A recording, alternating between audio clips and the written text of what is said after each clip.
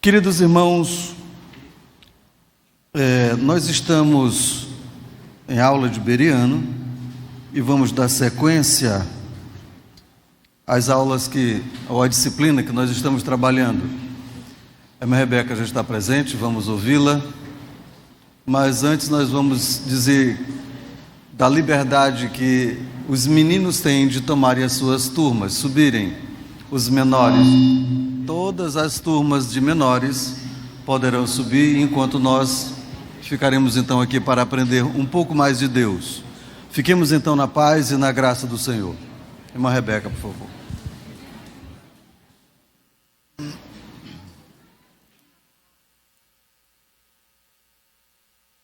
Pode, Senhor. Acho que está tranquilo. Obrigada. Bom dia. A paz do Senhor a todos. Vamos começar lendo um trecho das Sagradas Escrituras, livro de Romanos, capítulo 3. Essa semana a gente comemorou o aniversário da Reforma Protestante. Acho que foi na quinta-feira, se eu não me engano, dia 31. E vamos ler um pequeno texto que é a cara da Reforma. Romanos 3, a partir do versículo 21. Mas agora se manifestou sem a lei a justiça de Deus, tendo o testemunho da lei e dos profetas. Isso é, a justiça de Deus pela fé em Jesus Cristo, para todos e sobre todos os que creem, porque não há diferença, porque todos pecaram e destituídos estão da glória de Deus, sendo justificados gratuitamente pela sua graça, pela redenção que há em Cristo Jesus, a qual Deus propôs sua propiciação pela fé no seu sangue, para demonstrar a sua justiça pela remissão dos pecados dantes cometidos, sob a paciência de Deus, para demonstração de sua justiça nesse tempo presente, para que ele seja justo e justificador daquele que tem fé em Jesus. Onde está logo a jactância? É excluída. Por qual lei? Das obras? Não, mas pela lei da fé. Concluímos, pois, que o homem é justificado pela fé, sem as obras da lei. É porventura Deus somente dos judeus? E não é também dos gentios? Também dos gentios, certamente. Se Deus é um só, que justifica pela fé a circuncisão e por meio da fé a incircuncisão, anulamos, pois, a lei pela fé? De maneira nenhuma. Antes estabelecemos a lei. Esse é um assunto interessantíssimo, eu gosto muito de falar. Infelizmente não é o tema da aula de hoje. Ou felizmente, né, que a gente está dando continuidade aqui no tema de cosmovisão. Mas um tema interessante que é um dos grandes pilares da reforma, a salvação pela fé. Então, essa grande ruptura que aconteceu naquele momento pelos reformadores em relação aos dogmas errados que a gente tinha na igreja em relação à própria salvação. E isso tem tudo a ver com cosmovisão, com o que a gente vem conversando, de como é que essas ideias elas mudam no meio do caminho, né? Por que precisou acontecer uma reforma protestante? Por que precisou ser resgatado o sentido da salvação pela fé? A gente observa que naquele momento Paulo já debatia isso porque já dava confusão naquela época. E a igreja continuou com esse mesmo dilema e com essa mesma confusão. E aí os reformadores vieram novamente resgatando esses textos, essa doutrina, para apontar a direção certa para a igreja seguir, né? E até hoje a gente ainda vê algum assim, embaraço, algumas questões meio turvas no que se refere a isso. E a gente já entende que isso tem tudo a ver com cosmovisão. E a gente vem falando nas últimas aulas a respeito desses temas. Vamos lá.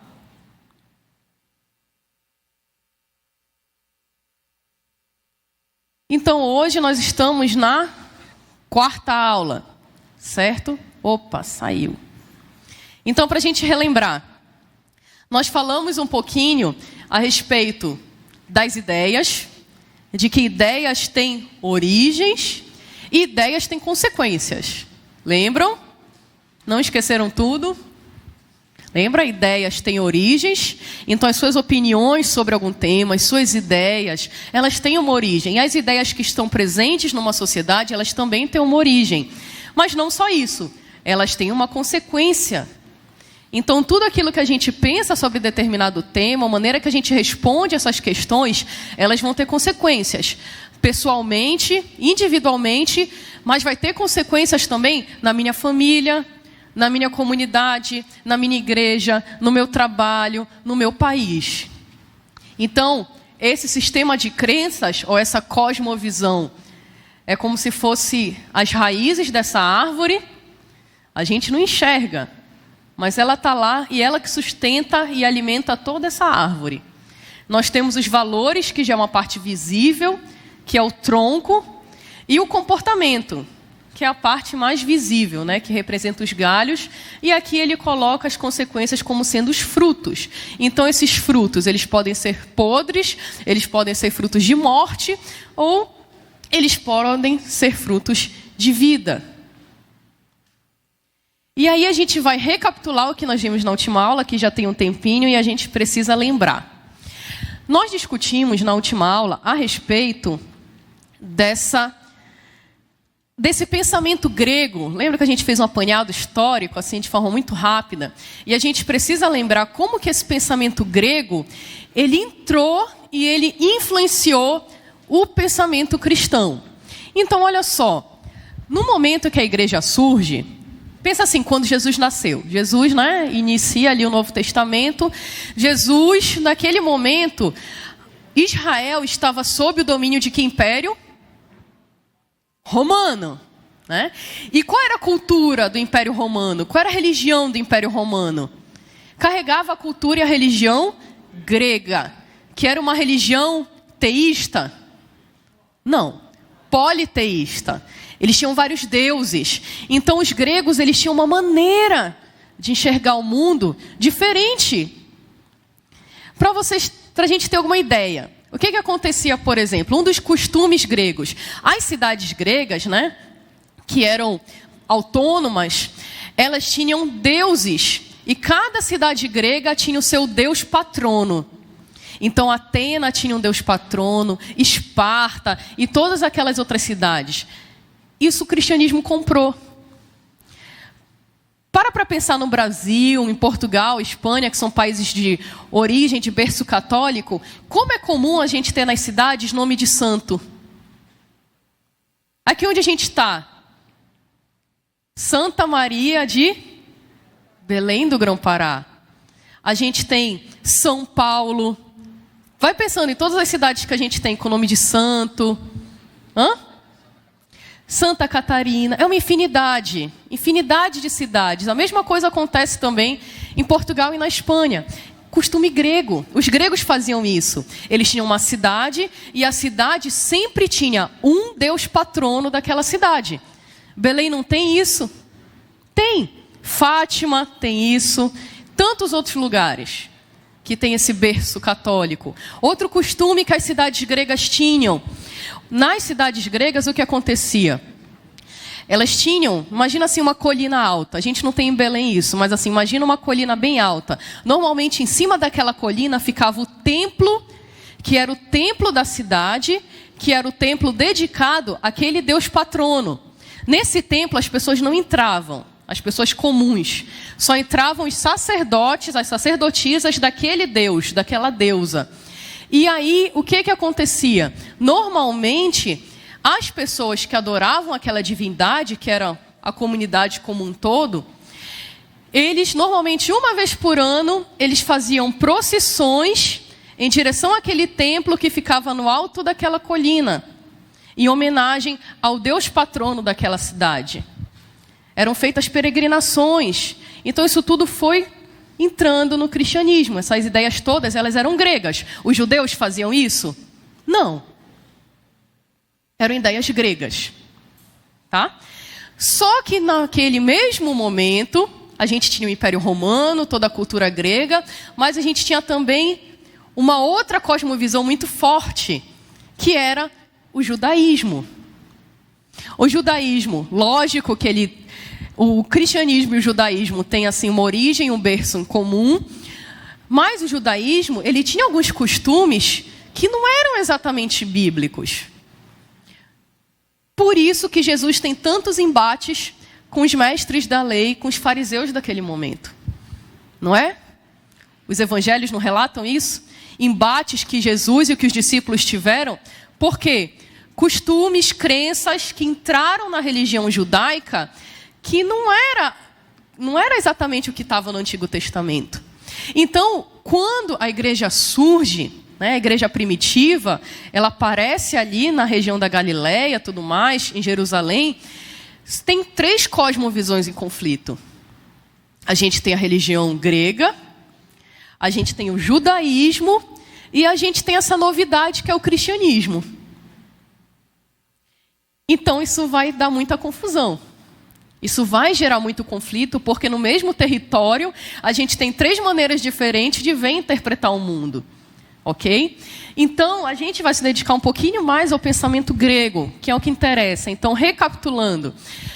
A Grécia, o pensamento grego, ele tem algumas coisas que vão entrar na igreja. Tá? O que os gregos eles achavam? Os gregos achavam que existia uma forte divisão entre o que é espiritual, e esse espiritual está num plano mais elevado, e o que é carnal, que está aqui embaixo. Tá? Então, eles entendiam que o trabalho, por exemplo, intelectual, os pensadores, os filósofos, era um trabalho muito superior a quem estava aqui embaixo, ao artesão, ao agricultor, né, a quem trabalhava com comércio, quem trabalhava em casa. Então, eles tinham essa diferença, tá bom? O trabalho intelectual para o trabalho braçal. Mas eles tinham uma diferença muito marcante entre o que era carne e o que era espírito. E aí esse pensamento acaba interferindo na interpretação bíblica de alguns textos. E aí a gente vê um lado do cristianismo que acaba abraçando a ideia de que tudo que é carnal não presta. Que o que é carne não presta. Então a gente precisa fazer essa diferença, né? Quando Paulo, por exemplo, fala da carne, da luta da carne com o espírito e tudo mais, o que Paulo está falando ali é do Espírito Santo de Deus. E a carne que Paulo se refere não é exatamente o nosso corpo. É isso daqui, né? É a natureza humana. O desejo humano, é isso que é pecaminoso. Então é dessa luta que Paulo está falando. Só que por causa dessa interferência grega, a gente começou a achar que não era exatamente isso. Que o pecado estava na carne. Estava nisso daqui. E isso gerou alguns conflitos. Por exemplo, você achar a ideia de penitência contra a carne. Pessoas que se martirizavam, que se chicoteavam, que saíam às vezes subindo escadarias de joelho, porque o joelho tinha que sangrar, tinha que cortar, a carne precisava sofrer, a carne precisa, né? Porque esse sofrimento traria algum tipo de espiritualidade mais elevada. A abstinência sexual também, porque aquilo que estava aliado à carne era pecaminoso. Então a ideia de que se você se abstém disso, você está no nível mais alto de espiritualidade. Então você vê freiras, monges, pessoas sendo castas, né, que se separavam da sociedade para não terem essas inclinações carnais. A gente vê diversos movimentos dentro da história da igreja de pessoas que, por exemplo, fazem voto de pobreza ou se abstêm dos bens materiais, porque isso faria eles se aproximarem mais de Deus. Então a ideia de que às vezes o pobre está mais perto de Deus, né, em relação a alguém que tem recurso. Então essas ideias todas foram trazendo confusão para dentro do cristianismo, que são ideias de origem grega. E aí a gente foi separando algumas coisas, e algumas áreas, e algumas esferas, considerando que elas eram do diabo. Então separa a área carnal, então esporte, né, sexo, área de negócios, qualquer tipo de representação artística, isso tudo a gente foi tirando e foi abolindo de dentro da igreja. E foi permanecendo aquilo que a gente considerava mais espiritual. Então teve esse grande racha, essa grande divisão do que a gente costuma dizer que é a natureza e a graça. a separação entre o que é natural e o que está no nível mais alto, que é a graça. Então, essas dicotomias, por exemplo, a ideia de um homem fragmentado. O homem, de um lado, a alma, o espírito, e de outro lado, o corpo.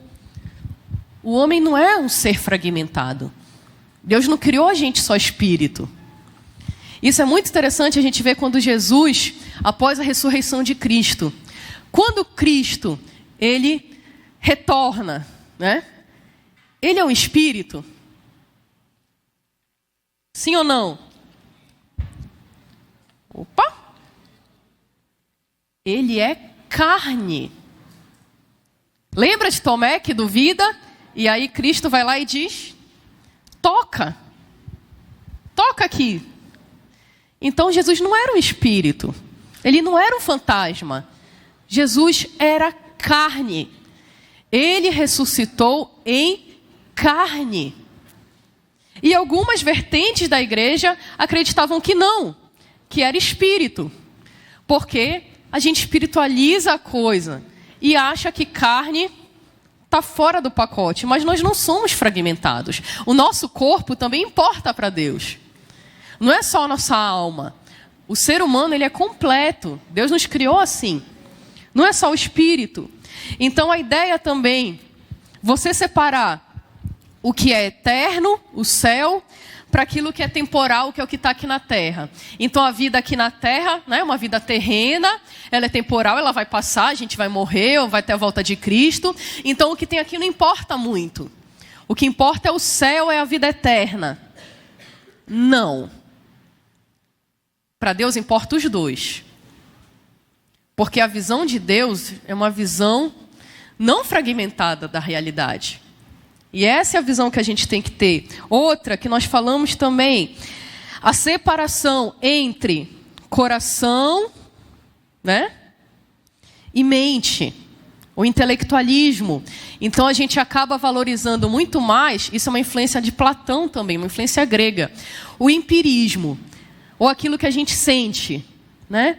Então a gente sente, digamos, o culto bom é aquele culto que eu fico toda arrepiada, que tem muita emoção, que tem muito...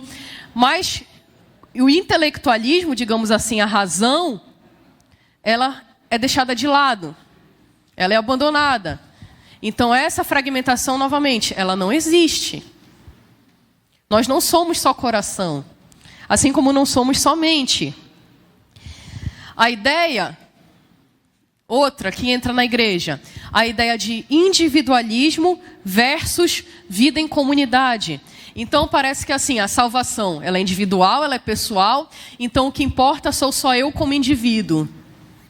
É a minha salvação, é a minha vida cristã, enquanto que a Bíblia não é assim. A Bíblia fala, pensa em comunidades, em sociedades. Então a gente acaba abandonando um pouco isso e pensando só num sentido individual, né? E tudo isso e todas essas ideias vão entrando na igreja, tá bom? Então os gregos, eles viam um corpo, né, esse corpo, como uma espécie de prisão. Então o meu espírito, ele está preso nesse corpo. Né? Então, coitado, ele está aprisionado. Ele precisa sair. Ele precisa se libertar disso. Né? Então, essas ideias todas vêm de uma origem grega. Não são ideias cristãs. Mas essas ideias entraram na igreja.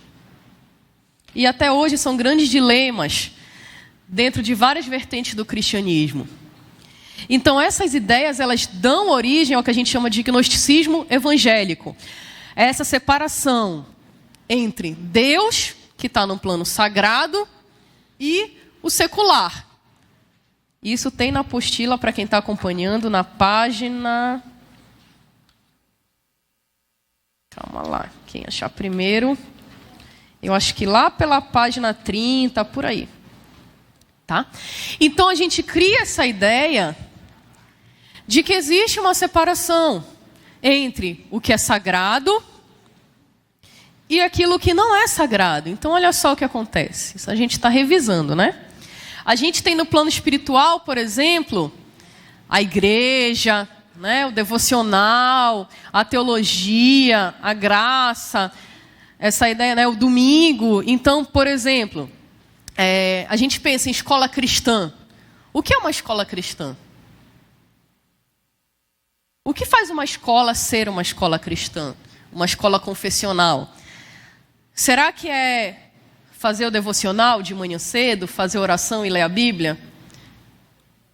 Essa dicotomia vai dizer que sim. Entendeu?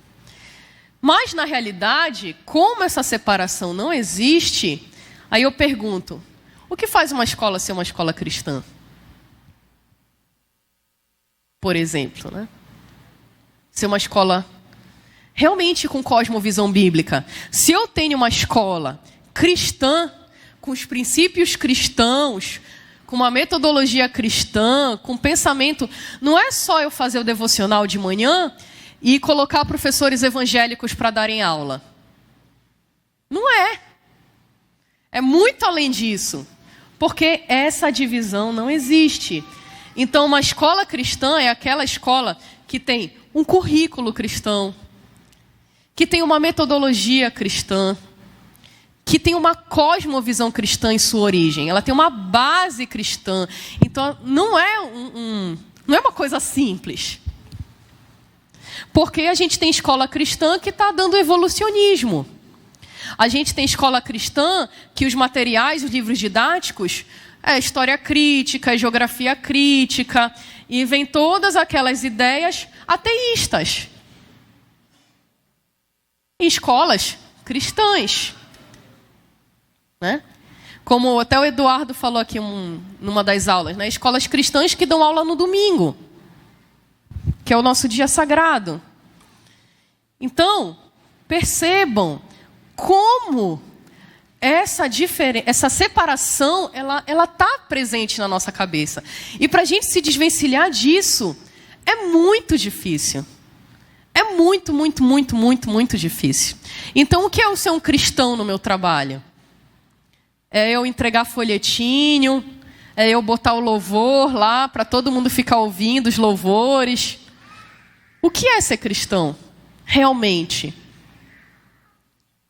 O que é eu ter uma empresa cristã?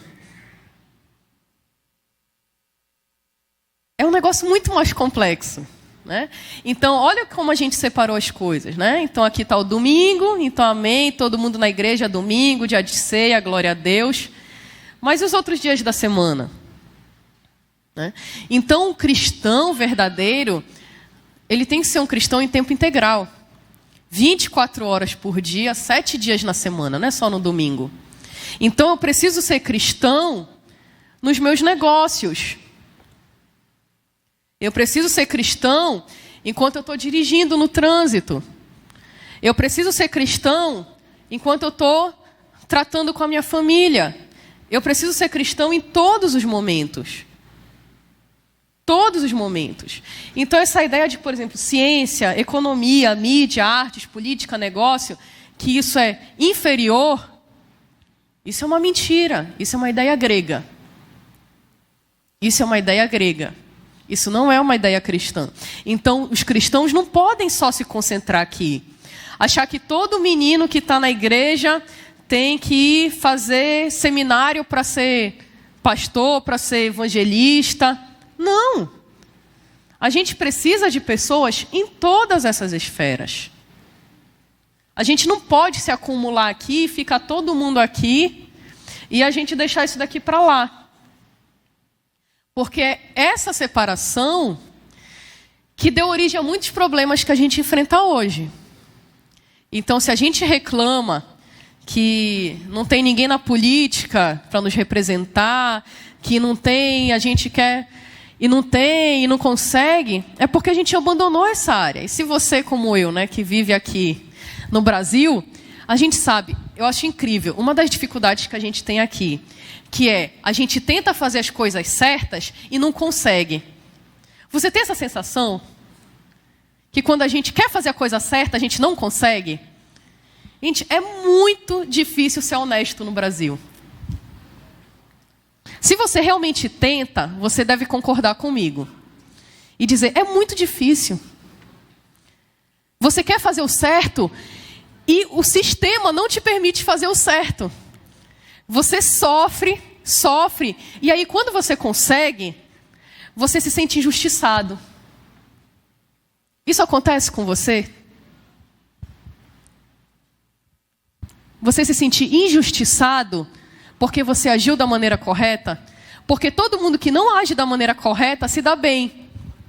E porque você age da maneira correta, você se dá mal. Por que isso acontece?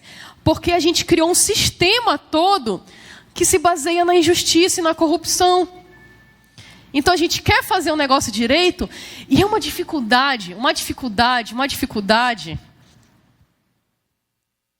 Então, o nosso país, ele tem uma cosmovisão predominante que não é uma cosmovisão cristã. A gente é um país dito cristão, de maioria cristã, mas nós não temos realmente uma cosmovisão cristã. E para a gente conseguir viver aqui, nesse sistema, subordinado a esse pensamento, a essas leis, é muito difícil. Porque mesmo que a gente faça uma coisa legal, a gente vê que o sistema ele é todo imoral. E a gente sente essa injustiça. Então, toda essa separação, ela vai... Opa, passei demais. Ela vai causar esse racha. Então, a gente vai voltar um pouquinho para a história para entender. Vamos lá. Isso daqui é muita coisa, muito resumido. Dava para falar aqui alguns dias sobre isso. Então, eu vou resumir algumas centenas de anos em alguns minutos. Então, olha só. Olha para cá primeiro. Bora começar aqui em cima. Império Romano. Então, lembra que eu falei do Império Romano? Era um império que existia, que dominava o mundo, entre aspas, né? Aquela partezinha da Europa ali, do Oriente Médio, naquele momento. Então, esquece o Oriente, esquece a América, tá? Então, a gente tem esse recorte histórico-geográfico. Então, eu tenho o Império Romano. Dentro do Império Romano surge a Igreja Primitiva, tá? Então, inicia ali no dia de Pentecostes, com os apóstolos. A gente tem os primeiros séculos da Igreja, que foram marcados por uma intensa perseguição de cristãos, tá? Então, junto com a perseguição muito intensa, a gente teve um crescimento absurdo do cristianismo, não só em números, em quantidade, mas, digamos assim, em qualidade. Então, a gente vê que realmente a doutrina dos apóstolos, ela permaneceu muito sólida nesse momento da história. Só que depois, ainda dentro do Império Romano, a gente teve o quê? O cristianismo, ele se torna a religião oficial do Império Romano. Quando isso acontece, a gente tem um sincretismo. Então, aquela religião grega, politeísta, com todos aqueles costumes, ela se mistura à religião cristã, à cosmovisão cristã. E agora a gente tem uma misturada. Então, por exemplo, o cristianismo, que é uma religião teísta, de repente tem santos. De repente, o que sempre foi condenado como imagens, as representações de Deus ou de outros seres, de repente tinha isso no cristianismo. E muitas outras coisas que foram entrando. Então aqui a gente já começa um grande sincretismo dentro da igreja. E aí a gente tem, quando o Império Romano já está em declínio, a gente tem o racha da igreja. Então a gente tem, de um lado, a igreja ortodoxa, né? A igreja que vai para o lado do Oriente, e a igreja que permanece no Ocidente, né? Que tem até hoje a sede no Vaticano, que é a Igreja Católica Apostólica Romana. É a igreja do Papa, essa que a gente conhece, né? Mais popular aqui no Brasil. Então, esse foi o primeiro momento, digamos assim, da igreja cristã. Tá? Guarda isso. Nesse momento, aí a gente tem, com o final do Império Romano, a gente entra na Idade Média. Tá? Então, durante a Idade Média, no cenário europeu, qual era a religião que dominava a Europa? Cristianismo, tá? Nessa hora não tinha protestante, não tinha evangélico, não tinha Assembleia de Deus, não tinha nada. Era uma igreja que era a igreja cristã. Então, todo mundo estava nesse bolo. E a Europa como um todo, generalizando, a Europa era cristã. Certo? Mas entenda que o cristianismo, como eu falei, com uma forte influência grega. Tá bom? Ok? Muitas ideias dentro do cristianismo eram ideias gregas, que estavam presentes na igreja e na sociedade. Mas, a grosso modo, nós podemos dizer que na Idade Média, a visão de mundo era uma visão cristã. Era uma visão teísta. A grosso modo, nós podemos afirmar isso. Então, as pessoas acreditavam em Deus. Você não tinha ateus na sociedade. Todo mundo acreditava em Deus, todo mundo acreditava em céu, todo mundo acreditava na providência divina. As crianças acreditavam que se elas não se comportassem, Deus ia castigar. As pessoas acreditavam em céu e inferno. Todo mundo acreditava nisso tudo. As pessoas acreditavam em casamento, acreditavam em batismo. Então, a sociedade como um todo era cristã. Sim, a filosofia era cristã. E isso durante a Idade Média. Tá bom? Aí, passa o tempinho, baixa a Idade Média, a gente vai ter dois momentos. Primeiro, o Renascimento grego-romano e a Contra-Reforma. Então, o que foi o Renascimento? Ele foi um movimento artístico, cultural, mas também ideológico, de retomar a cultura grega. A religião grega, os costumes gregos. Então, imagina, se o cristianismo já tinha influência grega, aumentou muito, muito, muito mais. Porque os artistas, né, a gente tem esses artistas famosos que surgem na Itália. Florença se torna a capital mundial dessas representações artísticas. Então, tem Michelangelo, Botticelli, Rafael, todos aqueles grandes artistas produzindo obras incríveis, maravilhosas, grandes capelas, grandes igrejas, grandes pinturas, estátuas, né? Toda aquela produção incrível. A gente tem o reflorescimento, digamos assim, ressurgem as cidades. Então, os grandes centros urbanos, eles começam a surgir novamente nesse momento. E a gente tem essa produção artística muito intensa, mas que era uma produção artística que buscava aliar duas cosmovisões. A cosmovisão cristã e a cosmovisão grega. Então, ao mesmo tempo que eu tinha a representação de Maria, dos apóstolos, do batismo de Jesus, eu tinha a representação de Vênus, eu tinha a representação dos deuses gregos. Então, isso tudo se torna uma grande mistura.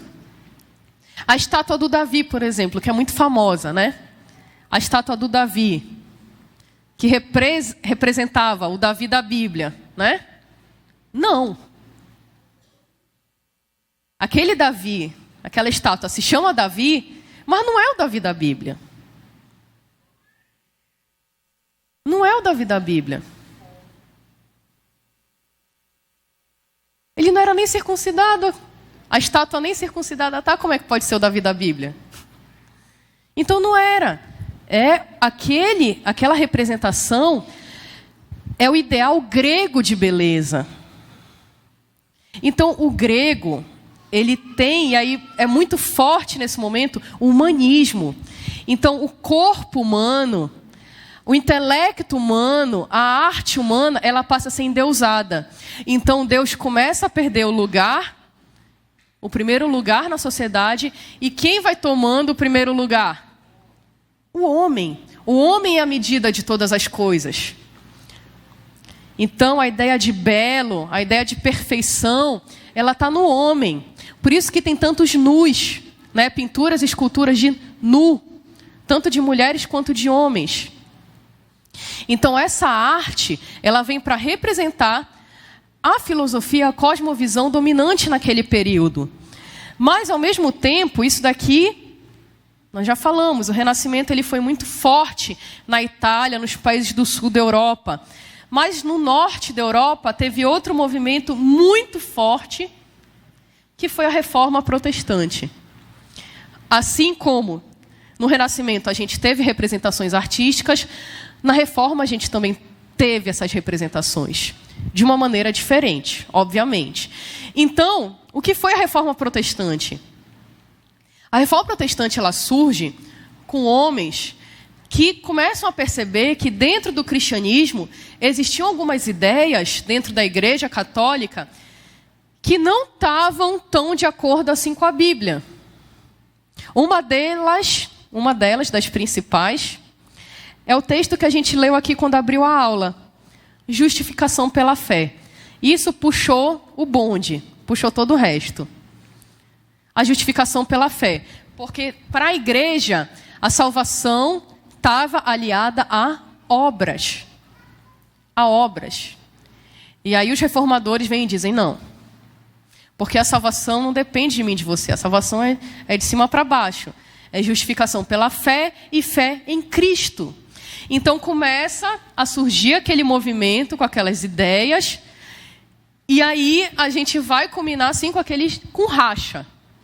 Né? Então é um período muito intenso, que não dura um ano, dura muito tempo. Né? A gente tem ondas de reforma, tá? E aí a gente tem esses momentos e a Reforma Protestante ela vai ganhando campo no norte da Europa e vai se espalhando. Alemanha, Holanda, Noruega, Reino Unido, Suíça, né? E a gente vai vendo. Só que a Reforma Protestante ela não foi apenas um movimento religioso. Isso é muito, muito importante. Lembra do dualismo que a gente faz de separar sagrado e secular? Não separem. Reforma Protestante foi um movimento social, religioso, que buscou restaurar e restituir todas essas áreas, essas esferas de influência da sociedade. Tanto que tivemos uma grande influência, por exemplo, no campo artístico, no campo da educação, no campo da economia e no campo da política. Até a reforma, como era o governo, como eram os governos na Europa? Eles eram absolutistas. Então, vamos lá. Aqui eu tenho o Império Romano. Quando o Império Romano quebra, eu não tenho mais um império só. Eu tenho os senhores feudais, mas eu tenho também ainda os monarcas. Então, cada país tinha um rei. Mas quem estava acima do rei? O clero. A igreja era o maior poder na Europa. Então, quando acontece o Renascimento, eu tinha reis, eram monarquias. A Reforma Protestante, ela é o início do fim das monarquias na Europa. Porque a Reforma Protestante levanta a bandeira da democracia. Ela resgata lá do Antigo Testamento a ideia dos juízes.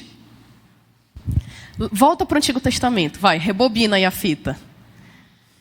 Qual era o sistema político em Israel, o Antigo Testamento?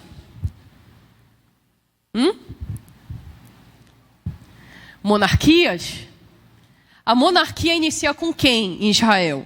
Agora vocês vão de Bíblia. Com Saul. Saul foi o primeiro rei. Antes de Saul, como era o governo? Juízes. Quem determinou que o governo seria por juízes? Deus. Quem determinou que o governo seria monarquia? Então, olha só. Volta no tempo. O povo está lá no deserto. Acabou de sair do Egito, então não tem rei, não tem governo. O governo, digamos assim, era Moisés. Aí começa a confusão, era muita gente, Moisés não dava conta de tudo aquilo de gente. Aí o sogro de Moisés, que era um cara assim, muito inteligente, deu a ideia de separar em grupinhos, né, nas tribos. E cada tribo elegia o seu governante. Olha lá. Elegia seu governante. Gente, isso era inédito na história mundial. A democracia, a primeira vez que o mundo conhece democracia é no deserto, com o povo nômade. Ou foi Moisés que saiu escolhendo todo mundo?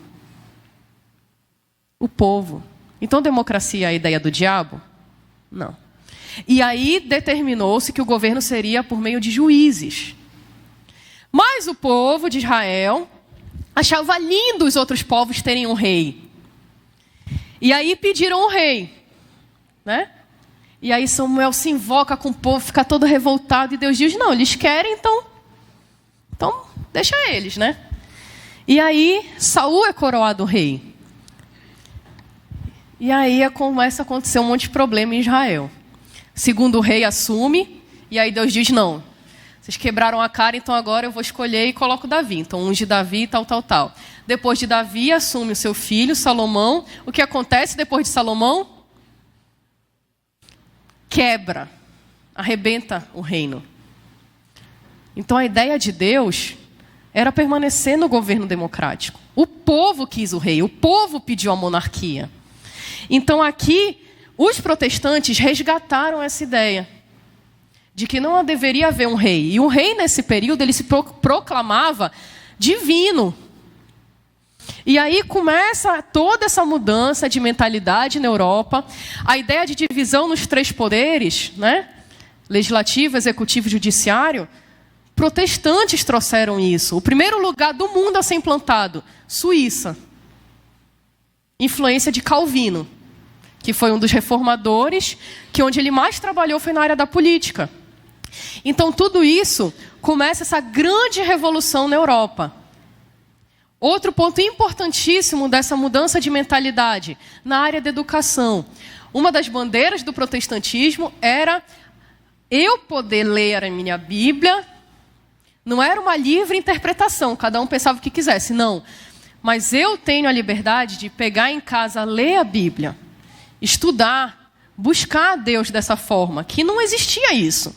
Só que para eu poder ler, eu tenho que saber ler, obviamente, eu tenho que ser alfabetizado. Então os protestantes começam a alfabetizar, a abrir escolas para camponeses, escolas para mulheres, escolas a ensinar o povo a ler e a escrever. Então o povo começa a se alfabetizar para poder ter acesso às escrituras. Então tudo isso a reforma trouxe. Então aqui nesse momento eu tenho uma mentalidade cristã, mas bem aqui eu começo a ter uma mudança. Aí bora passar aqui para outro quadro, ver se fica mais fácil. Olha só. Então, eu tenho cosmovisões que vão entrar em conflito. Então aqui, Império Romano, que eu falei, eu tenho 3 cosmovisões. Cristianismo, judaísmo e helenismo. Elas vão se chocar, elas vão entrar em conflito. Aqui nesse segundo momento, do fim da Idade Média para a Reforma, né? Esse momento do Renascimento, da Contra-Reforma. Então a Contra-Reforma é um movimento oposto à Reforma, tá? Foi um movimento puxado pela Igreja Católica, que era quem encomendava aquelas grandes obras de arte, né? Então eu tenho cosmovisões em conflito. O teísmo, que era defendido pelo pessoal da Reforma, mas eu tenho o humanismo, o deísmo, o naturalismo, porque aí predomina, já começa a ganhar terreno o racionalismo.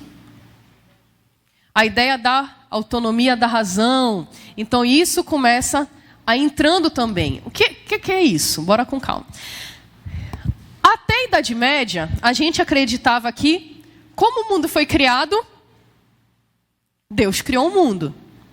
Ninguém questionava isso. Você perguntava para qualquer criança, qualquer adulto, Deus criou o mundo. Deus está no domínio da história. Deus interfere na história. Aqui o negócio vai começar a mudar. Porque agora a gente já tem uma ideia do mundo como uma grande máquina. Em que Deus, lá no início, deu a corda, mas a partir dali o mundo foi andando sozinho. Sabe aqueles carrinhos de fricção? Meu filho tem um desses. Sabe aqueles que você empurra e ele vai sozinho? É tipo isso. Então eles achavam já nesse momento que Deus era tipo, pegava o carrinho e empurra, depois o carrinho vai andando sozinho. Então era assim, né? Que Deus criou o mundo, deu esse empurrãozinho, mas depois o mundo foi andando sozinho, o mundo que se vire. E as decisões são tomadas pelas pessoas e pelos governos. Essa ideia não é teísta.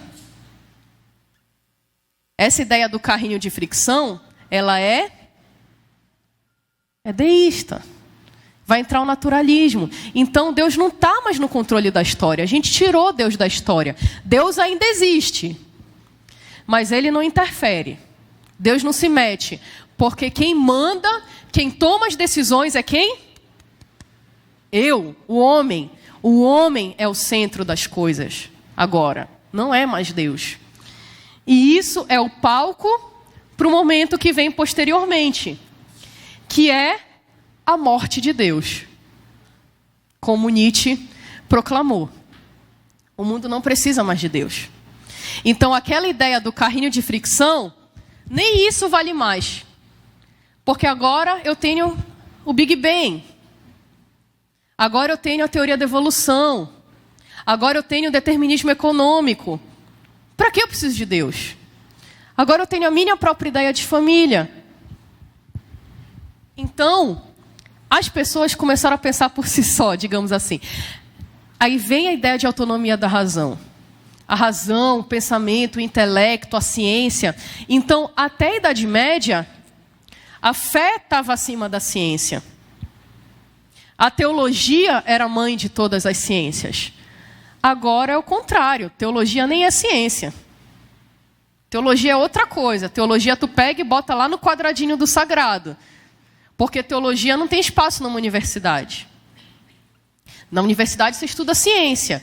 E a ciência decidiu que ela seria ateísta. Então tudo que era Deus, tudo que tinha Deus, você foi tirando.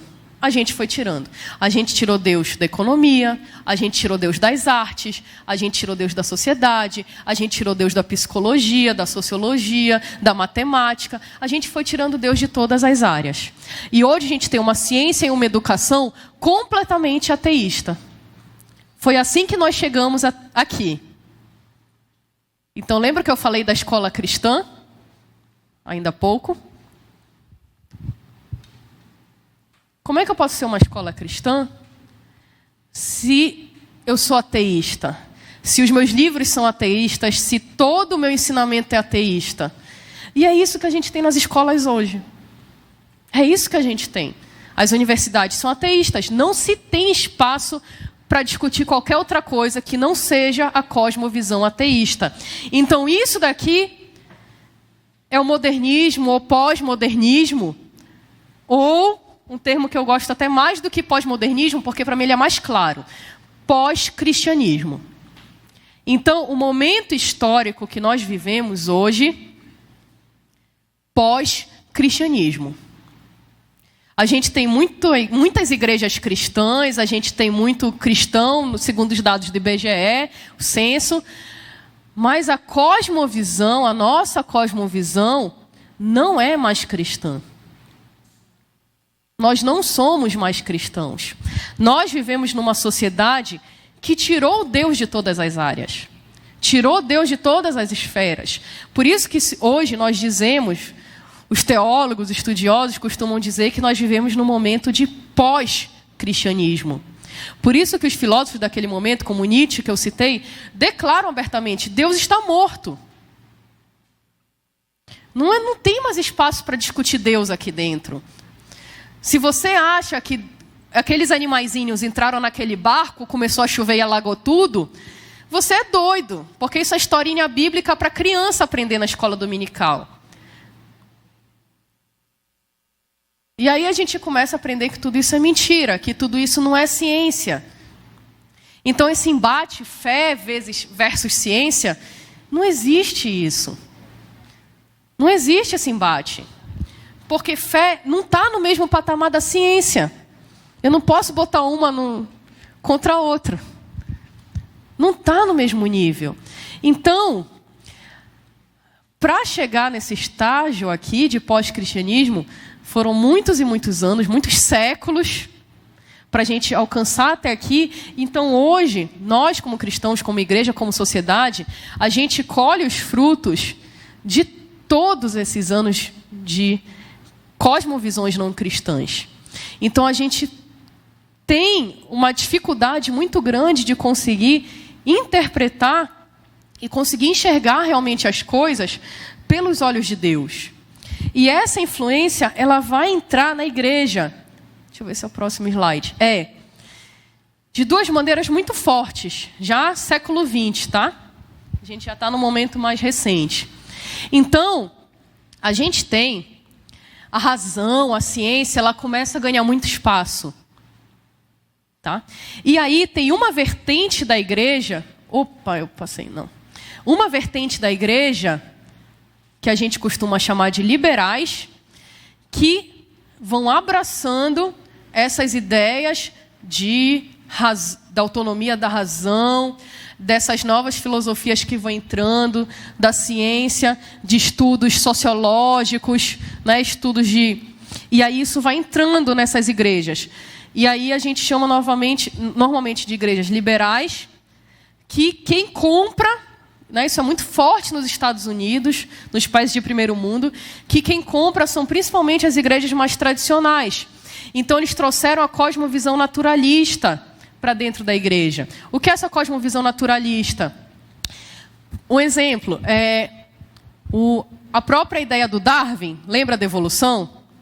A teoria da evolução, tudo mais. Eles trazem essa ideia para dentro da igreja, para dentro do cristianismo. Como se fosse assim, Deus, tudo bem, Deus criou o mundo, ok.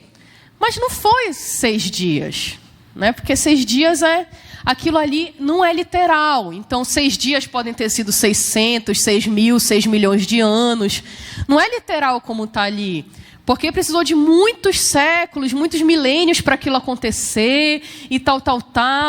E houveram evoluções. Você tem que ver que os animais, né, foram evoluindo, isso e aquilo, porque a gente tem... Isso não é teísmo. Isso é naturalismo.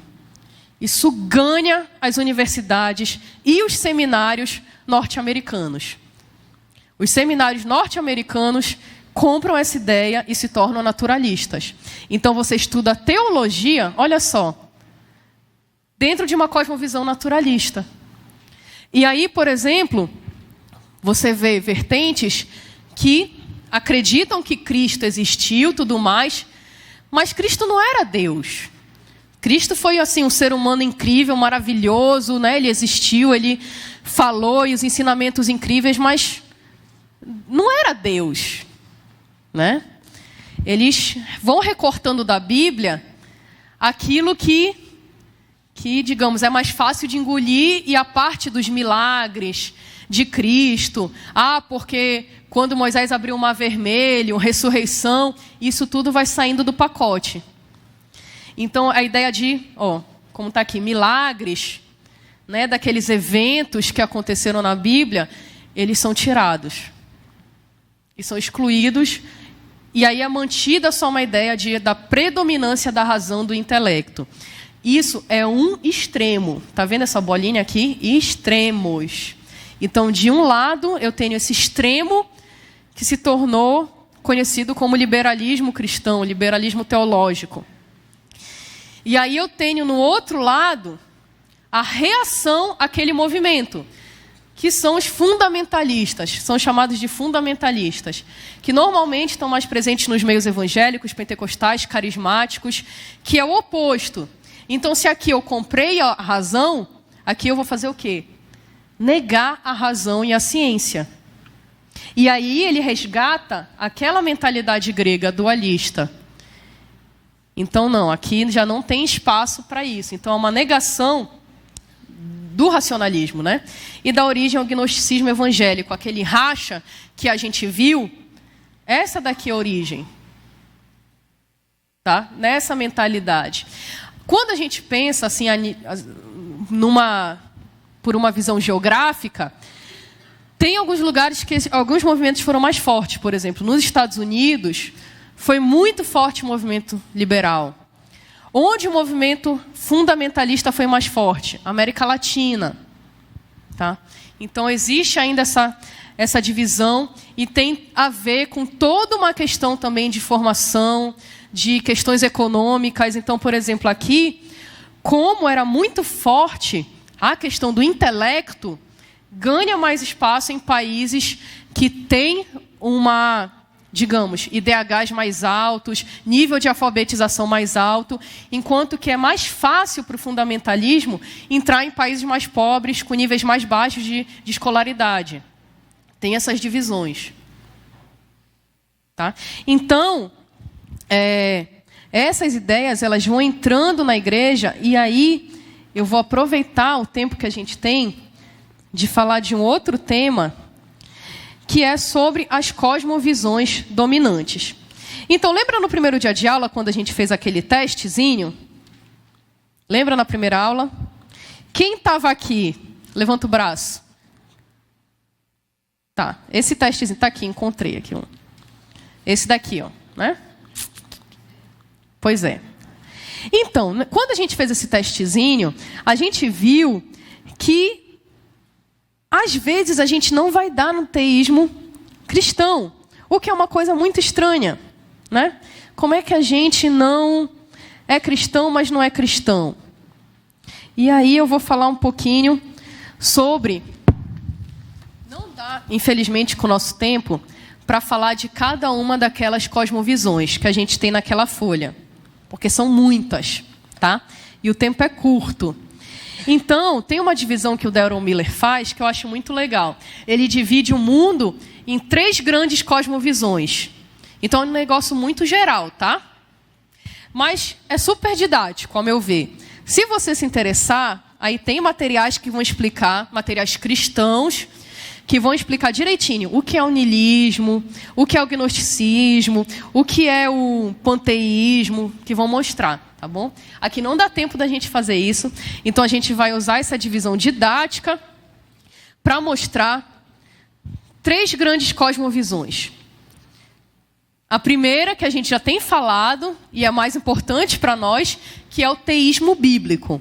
Mas tem 2 cosmovisões dominantes no mundo hoje, que são o secularismo e o animismo, que nós vamos falar.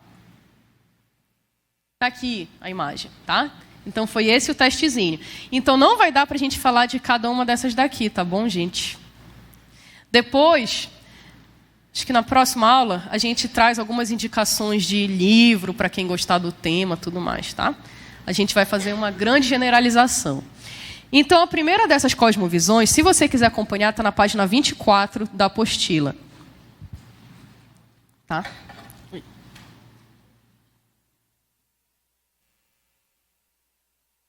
Então, a primeira que a gente vai falar é do secularismo ou materialismo ateísta.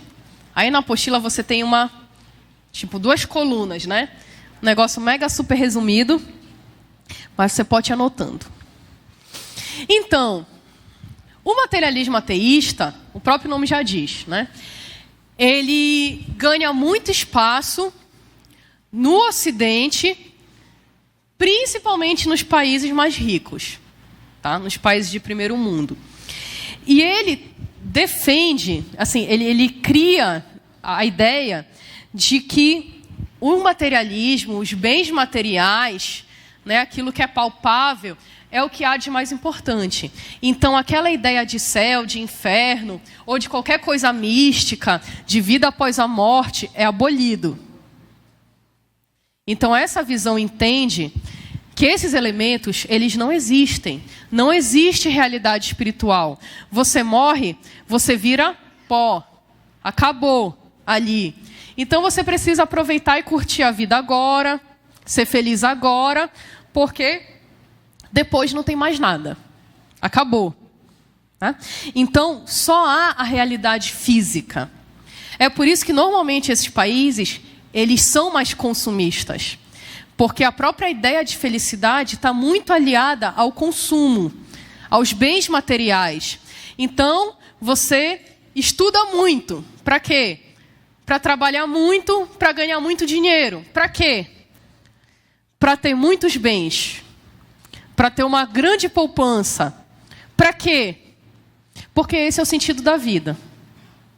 O sentido da vida é esse. Então, para o materialista, o sentido da vida é simplesmente você viver. você viver e aproveitar. Então você aproveita tendo acesso a coisas incríveis para conseguir viajar, andar no carro legal e comprar isso, comprar aquilo. E esse é o sentido da vida. Para o secular, né? Para o materialista, o que é ser humano? É o secularista que vai dizer que o ser humano é um animal racional. Isso é a resposta dele, isso não é a resposta de cristão, tá?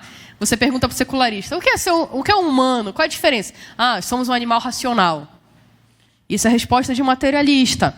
Nós vivemos para consumir recursos. Nós somos só estômago e boca. A gente vive para isso, para consumir. Somos grandes consumidores. E quando a morte vem, acaba. Termina tudo. O que é a criação? Então, aquela ideia de criação, que Deus criou o mundo, os animaizinhos, bababá, não. Existe a natureza. Então, o próprio termo, percebe que o vocabulário muda. Não é mais criação, agora é natureza. A natureza existe para ser consumida. Então, sabe esses movimentos ambientais, esses movimentos de cuidado da floresta, dos animais, do oceano? Essa visão é o oposto. Não, o que está aqui para ser consumido. Porque o ser humano é o centro de tudo. Então, a gente está aqui realmente para usar e para explorar. Você sabe qual a ideia? Quem já ouviu falar aqui de Thomas Malthus, da teoria malthusiana? Quem já ouviu falar? O que é essa teoria? Fala aí, Berger.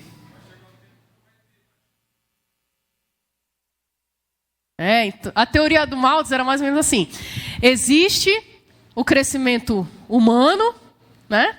Que é em PG. Se eu falar besteira, me corrijam aí quem é da... Tá. E aí existe os recursos que crescem em PA. Então vai chegar um dia que o número de gente é maior que o número de recursos e vai ser o caos e já era tudo, né? E aí, o que vai acontecer? Exatamente. Então a gente precisa de guerras, a gente precisa de métodos anticoncepcionais para as pessoas pararem de ter filho, para diminuir. A gente precisa de tudo que venha para segurar o crescimento populacional, porque daqui a pouco, gente, não vai caber todo mundo. Por quê? Porque o materialista, o secularista, ele vê a terra e os recursos como um sistema fechado. É tipo assim, eu tenho aqui a ceia, né? Eu tenho aqui os pãezinhos na bandeja. Eu tenho 50 pãezinhos, mas eu tenho... Hoje deu mais de 50 pessoas, deu 70. Não vai dar o pão. Não é uma lógica matemática. Mas essa não é a visão bíblica. Essa é a visão secular. É a visão materialista, tá bom? Então você pensa, por que a gente tem pobres? A gente tem pobre porque tem uma nação que é rica. Então assim, é aquilo. Eu tenho 50 pãezinhos, mas eu tenho 70 pessoas. Se eu ficar sem comer o meu pãozinho... É porque 50 comeram, eu fui uma das 20 que não ganhou. Certo? Sistema fechado. É a lógica materialista. Tá bom? Então, se uma nação é rica, se uma nação é pobre, é porque outra é rica. Se eu sou pobre, é porque ali o fulano é rico. Sistema fechado, recursos limitados. Essa é a visão materialista, ok? Então, a ideia de redistribuição de renda, ela é materialista. Ela é materialista.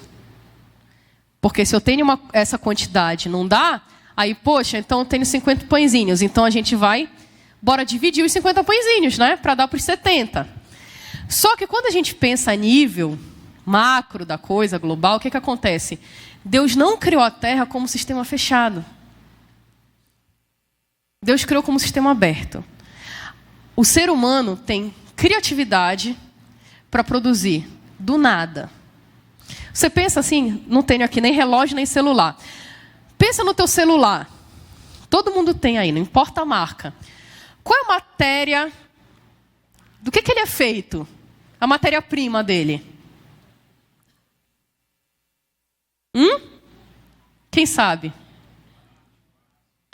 Plástico. Mas bora mais na origem. Gente, areia.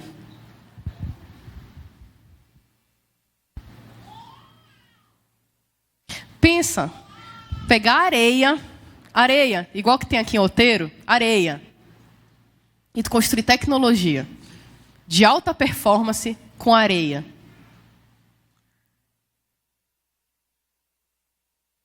Deus nos deu recursos ilimitados. E Deus nos deu criatividade e potencial para desenvolver esses recursos que são ilimitados. Tem uma história muito interessante que é do Washington Carver. Era um americano escravo. Ele era escravo numa fazenda de amendoim, se eu não me engano. Não, era de outra coisa. Não me lembro o quê. E aí ele desenvolveu, nas suas pesquisas, ele era tipo um biólogo da época, não sei qual era o termo, né? Ele desenvolveu, em seus estudos, mais de 200 usos para o amendoim. Um amendoim. E daí foi tudo. Paz de amendoim, óleo de amendoim, shampoo de amendoim. Né? É tipo o que a gente vê na Amazônia, às vezes, né? Ah, cupuaçu. Quando você vê, tem 200 mil coisas saindo do cupuaçu. Vira creme de cabelo, vira esfoliante, vira remédio para diabetes, vira não sei o quê. Porque é limitado. Então, essa ideia de recursos limitados, ela não é uma ideia cristã. Outra ideia do secularismo. Esse sucesso... o valor dos seres humanos aqui, ele é medido pelas posses. Então, se você tem muito, você está bem na foto. Olha como Deus abençoa o irmão, né? Carro do ano, irmão super abençoado, casa própria, né? Com isso e aquilo. Porque você mede pelas posses. E o sucesso no mercado de trabalho significa subir cada vez mais na carreira. Então pensa, se você tem um trabalho, se você trabalha numa empresa, né? O seu objetivo sempre é o quê? Crescer na empresa. Gente, isso é visão. Essa ideia de você sempre, de crescimento, empresa, né? Crescimento, né? Por que a gente quer crescer na empresa? Para as pessoas verem que a gente está crescendo na empresa e a gente é muito bom porque a gente está crescendo na empresa. E motivo 2, mais importante, porque o salário aumenta normalmente, né? Os benefícios aumentam. Tudo bem. Mas essa mentalidade de crescimento, de ganhar mais, de subir mais, de mais reconhecimento, de mais não sei o quê, não sei o quê, não sei o quê, ela é mais materialista do que cristã. Ela é. Então, por quê? O objetivo é dinheiro, poder. E aí, com esse dinheiro, você também compra o lazer. Né? Você viaja, você sai para jantar, você faz não sei o quê. Só que o resultado dessa cosmovisão são pessoas insatisfeitas. São pessoas descrentes, pessoas que não creem em Deus. Né? Você já viu? Tem uma história que eu acho muito legal das cruzadas.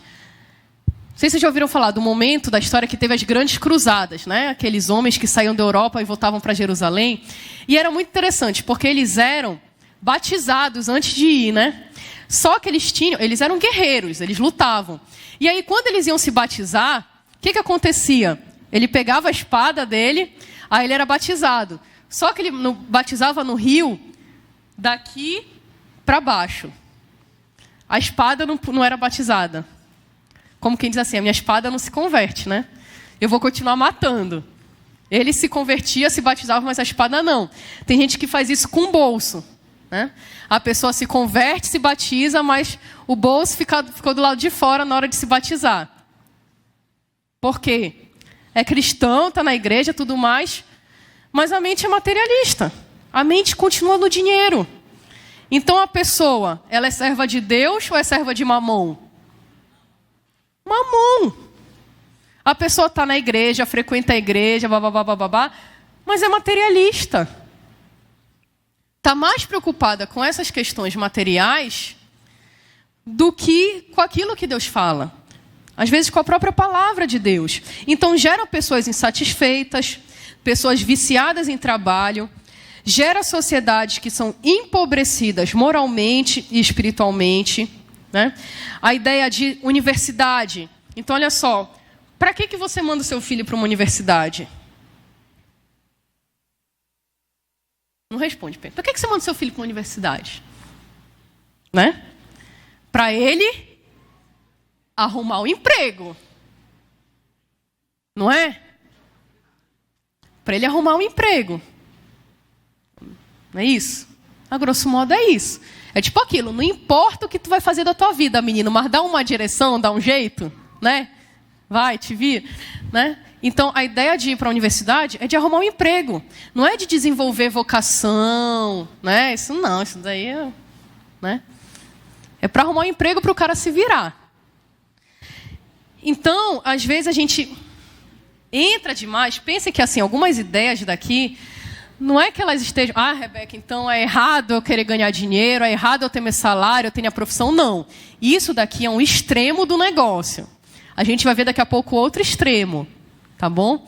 Então, as cosmovisões, elas são assim. Elas têm muita coisa que está numa e está em outra também. Tá bom? Então, não são bloquinhos que não se conectam. Não quer dizer que aqui eu não estou pregando todo mundo fazer voto de pobreza, né? Todo mundo, não é isso. Não interpretem errado, tá bom? Mas, se essas questões estão no primeiro lugar da sua vida, tem alguma coisa errada. Né? Se o que norteia as suas decisões é o material, então, pera lá. Quem está tomando as decisões por você é Deus ou é Mamon? Né? Se você pensa que vai para aquele canto ou para o outro, se vai vender aquilo ou comprar aquilo, porque você só está pensando na questão financeira, cuidado. Né? Se você acha que casar, você não casa, namora 10 anos com a menina e não casa porque não tenho dinheiro, porque não vou não sei o quê. Opa, eu fiz alguma coisa. Resolve aí, Vitor. Porque não tem dinheiro, porque tal, né? Porque, não, mas olha, sabe o que é? Eu só posso casar depois que eu passar no concurso público, ganhar 15 mil por mês, tiver minha casa própria, meu carro próprio, viajar o mundo inteiro 3 vezes, aí eu caso. Aí, amigo, aí tá difícil. Aí não tem nem por que eu estar falando aqui na frente e acabou a igreja. Porque se ninguém mais casar, ninguém mais tiver filho, a gente joga a toalha, né? Então, assim, porque tudo que norteia as nossas decisões é o dinheiro. E a gente ainda quer exigir isso dos nossos pobres jovens, né? Então, são ideias materialistas, tá bom? São ideias materialistas. E aí o que norteia as nossas decisões são questões baseadas em bens materiais. O valor das pessoas, os nossos sonhos, os nossos projetos de vida, tudo baseado nisso. E aí vamos ver agora... Olha, tinha isso escrito, não sabe? Então, mais presente no Ocidente, humanismo racionalista, então, uma super importância das questões do aspecto racional, somente a realidade física, o propósito do trabalho. Para que você trabalha? Para consumir. Esse é o propósito 1 do trabalho, né? Sucesso e realização pessoal, a tal da estabilidade financeira, que eu continuo procurando, ainda não cheguei ao que significa estabilidade financeira, mas um dia a gente chega lá. O que é, não sei. Né? Resultado, pessoas insatisfeitas, depressivas, viciadas em trabalho e sociedades empobrecidas moralmente e espiritualmente. Impactos na igreja. Isso é legal, né? Existe essa dicotomia, fé versus razão? Não existe. Não convertemos o bolso e deixamos Mamon tomar as nossas decisões. Então tem gente que não tem filho, ou só tem um filho, no máximo 2, porque filho é muito caro. Né? Então, assim, quem está tomando as decisões de quantos filhos a gente vai ter é Mamon. Né? Porque ter filho é muito caro, então não posso manter mais, né? Opa, passou demais. Próxima cosmovisão, grande cosmovisão, o animismo. Então, o animismo ele já é mais ou menos o oposto, tá? Está no outro extremo. Ele já é muito presente nas religiões orientais, tá? Nas religiões na Índia, né? Nesses países para o Oriente, mas também aqui no Brasil, por exemplo, nas tribos indígenas. A gente também vê muitos traços fortes, né, desses ditos povos primitivos do animismo. Então, é o oposto. Essa realidade física aqui, material, ela é uma ilusão. O que existe é uma realidade espiritual. Então, o que a gente vive aqui é como se não fosse real. Tá? E o universo, ele é essencialmente místico. Deixa eu mostrar ali nas... mais fácil. Tá? E o universo é místico. Ele é fatalista. Então, ele enxerga o trabalho, em oposição ao materialista, ele enxerga o trabalho como uma maldição. Né? Não, trabalho é castigo. Trabalho é uma maldição de Deus, assim, para o homem, né? Ele é o oposto. Então, é aquelas pessoas já que não querem trabalhar. Quer ficar acomodado, quer ficar o dia inteiro fazendo nada, olhando para o teto, né? Tem uma visão fatalista. Para que eu vou trabalhar se o mundo vai acabar? Para que eu vou lutar para ter minha casa própria se Cristo vai voltar? Né? Para que eu vou me cuidar se eu vou morrer? E aí come tudo que é besteira, pesa 250 quilos. Para quê, né? Para que eu vou fazer dieta se daqui a pouco eu vou morrer? Olha, tem gente que morre atropelado, tem gente que morre engasgado. Para que eu vou cuidar da minha diabetes? Para que eu vou, então assim? Porque a própria ideia do corpo, tipo, o corpo não presta, né? O carne não presta, então não tem por que eu me cuidar. Não tem por que eu me tratar, eu olhar para a minha saúde. Porque nada disso vai me levar para o céu. Então não importa. Não é uma ideia cristã. Essa é uma ideia animista. Não é uma ideia cristã. A mesma coisa em relação ao cuidado com a criação. Deus, ele nos manda cuidar da criação. Não manda? Nós somos mordomos. Então eu não posso... E não pode ser o extremo. Eu não posso estar no extremo, tipo, movimento ecológico, né? Não pode fazer nada. Bora todo mundo morar em caverna, não pode construir barragem, não pode nem botar coleira em cachorro, não pode fazer nada. E aí eu tenho no outro extremo alguém achando que sim, eu posso chegar derrubando toda a floresta, porque o que importa é recurso para os seres humanos construírem sei lá o quê. Então percebe, tem dois extremos. Nenhum dos dois está certo, nenhum dos dois é cristão. Nem os materialistas, nem os animistas. Né? Então, o animista, vê, por exemplo, quando a gente fala em Gandhi, né? É aquele pessoal que faz voto de pobreza. Porque tudo que é material está aliado ao pecado. Então, eu que estou num patamar espiritual mais elevado que vocês, eu não me importo com bens materiais. Então, eu me visto só de saco, né? Eu não posso fazer nada, eu não posso pintar o cabelo, eu não posso pintar a unha, eu não posso andar de carro, eu tenho que só andar a pé, eu não posso... Tecnologia, então, misericórdia, né? Então, é o pensamento oposto. São pessoas que deixam de lado todo o materialismo, toda a questão de recurso, de tecnologia. É por isso que a gente não entende. Tem países que, quando a gente vai, Índia, por exemplo... Por que tem países, regiões, que até hoje não tem rede de esgoto? Que não tem serviço de abastecimento de água? Que as mulheres vão lá, carregam um balde, não sei quantos quilômetros para chegar em casa porque não tem água encanada. É uma visão animista. É uma visão animista. Então, às vezes, essas ideias, elas entram na igreja também. Por exemplo, tem um templo. Aí, bora fazer uma reforma no templo, bora botar uma cadeira mais confortável, botar um ar-condicionado. Aí tem gente que, não, mas olha, a gente vai gastar aí 50 mil reais para fazer isso. Tanta gente passando fome, tantos missionários que a gente poderia ajudar com 50 mil reais, vai gastar com cadeira. É visão animista.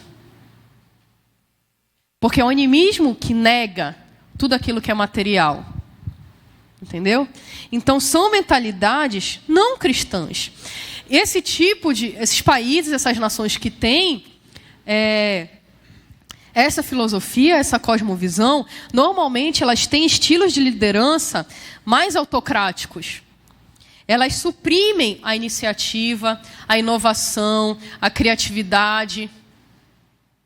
Elas suprimem. Você não consegue ter... Por exemplo, imagina o que é você, num país desse, conseguir implantar uma democracia.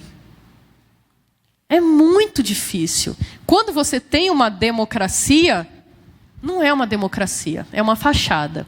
Porque é um tipo de sistema que ele é... Como é que eu posso dizer? Ele incentiva a corrupção. É um tipo de... Epa! Vitor, resolve. É um tipo de sistema que ele acaba incentivando a corrupção. Por quê? Porque esse sistema, o animismo, ele vê o Estado como uma coisa grandiosa, um Estado gigante. Então, um Estado que interfere e entra em todas as áreas da sociedade.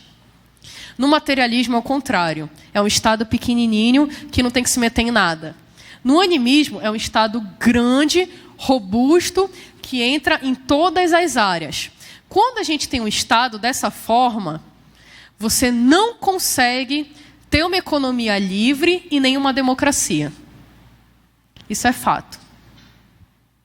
Com um Estado grande, você não consegue ter nem uma democracia, porque as pessoas não vão ter liberdade, e nem uma liberdade econômica. As empresas não conseguem sobreviver num cenário como esse, a não ser que esteja dentro do esquema da corrupção. Porque esses sistemas grandes, onde o Estado é gigante, ele gera corrupção. Então, são mega empresas estatais. Só que, normalmente, esses países têm economias estagnadas. Porque o Estado robusto, ele não consegue ser eficiente. E ele não consegue produzir. Né? Então, é um tiro no pé. Então, você não consegue, por exemplo, pensa nas grandes economias do mundo. Nos países mais poderosos do mundo. Quantos desses países têm essa Tem essa cosmovisão animista? Não tem. Normalmente são países na outra grande cosmovisão, tá? Porque essa cosmovisão, sim, ela é contra dinheiro, contra a produtividade, contra, né, crescimento. Então, para que eu vou crescer na minha empresa? Para que eu vou ganhar mais dinheiro? Para que eu vou abrir empresa? Né? É o oposto.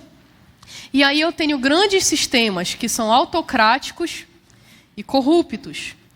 E pobreza em vez de produtividade. Tá? Então, olha só.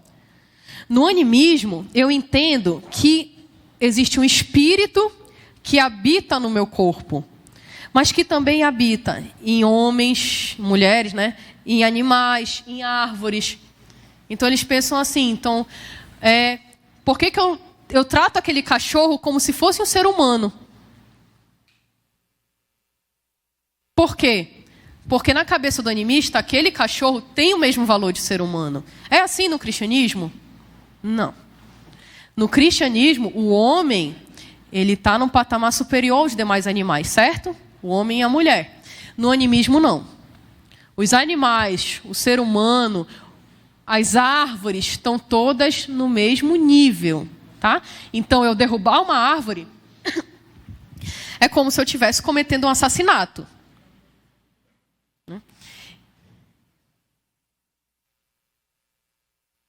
Outro, o mundo físico é uma ilusão. Não há pouco interesse, há um grande interesse em cuidar da criação. Não há grande importância nas coisas desse mundo. Né? Isso tudo está aí na apostila de vocês. E aí, essas duas visões, elas se opõem à visão cristã. E aí, quais são os impactos que a gente tem para a igreja? Aí é um negócio mais complicado, né? O misticismo. Misticismo, né? Então, a gente achar que tudo é espiritual. Espiritualizar demais todas as coisas. A gente tira a responsabilidade humana e bota o diabo como costas largas, né? Tudo é espiritualizado. Isso é um traço de animismo. O neoplatonismo, que é a questão do o que importa é o que eu sinto, né? Vem muito pelo sentir humano, pelos sentimentos, a sensibilidade, acima da razão e acima da própria primazia da Escritura, como fala aqui, né? Então há uma rejeição da razão. Então tudo aquilo, por exemplo, planejamento, não, você falar em planejamento, em organização, né, esses temas, digamos, de gerência ou administrativo, não. Isso daí afasta, porque tem que ser tudo guiado pelo Espírito, e aí você não tem programação, você não tem nada, porque é tudo pelo Espírito, né? E vira uma bagunça. Isso é animismo. E a Escritura perde a sua primazia, porque mais importante do que a Escritura é a minha experiência, é a minha vivência. É o que eu acho, é o que eu sinto. E isso toma o lugar da palavra de Deus. Então, essas duas cosmovisões que a gente apresentou aqui, elas dominam o mundo, né? As duas. E a gente tem interferência das duas. Eu vejo assim que no Brasil, a gente tem as duas presentes. Tanto o animismo, se você para pensar, quanto o materialismo também, tão presente na nossa realidade. A gente o tempo inteiro se depara com elas. Então, quando a gente trata desses temas de cosmovisão, é o exemplo que eu dei na primeira aula, eu acho. Imagina uma casa que você vai reformar. E imagina uma casa que vai ser construída do zero. Uma casa que você constrói do zero, você pega aquele terreninho, você faz análise topográfica, você vê o tipo de terreno, você constrói a fundação, você vai fazer o sistema hidráulico, elétrico, toda bonitinha a casinha, tudo certinho dentro do esquema, contrata lá o profissional, o arquiteto, o engenheiro, legal. Agora imagina você pegar uma casa para reformar, por exemplo. Foi construída, você não sabe por quê e você não sabe como. Quem já enfrentou reforma sabe que é uma caixinha de surpresas. Você reformar é muito mais difícil do que construir, né? Porque você não sabe o que vai encontrar. Então, nós que já somos adultos, quando a gente tem esse impacto de cosmovisão, imagina que é você reformar uma casa. E aí, quanto mais velho você for, normalmente é mais difícil. Né? Porque você já tem as suas ideias mais concretas. Então, para você quebrar, para conseguir mudar, é mais difícil. Então, trabalhar a cosmovisão, o mais fácil é trabalhar com criança. Por isso que a Bíblia diz que a gente tem que começar a ensinar as crianças desde pequenininhas.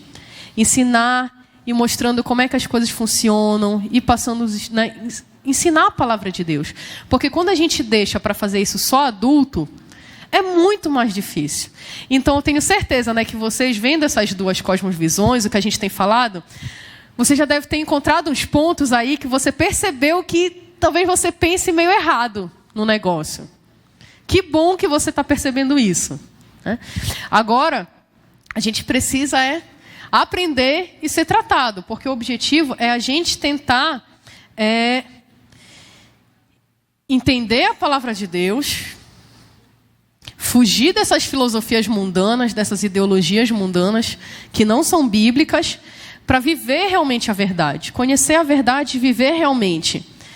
A gente tinha, eu vou abrir para perguntas agora, a gente tinha mais uma coisa para mostrar, mas eu queria primeiro dar prioridade às perguntas, se tiver algum tempo a gente depois mostra mais um negocinho aqui. Espera aí, um microfone. Tá, entendi. Só 3 perguntas aqui que o pastor Felipe solicitou. Queria só um outro microfone, seu Dudu. Quem tem pergunta, comentário, não sei. Aqui, Dudu.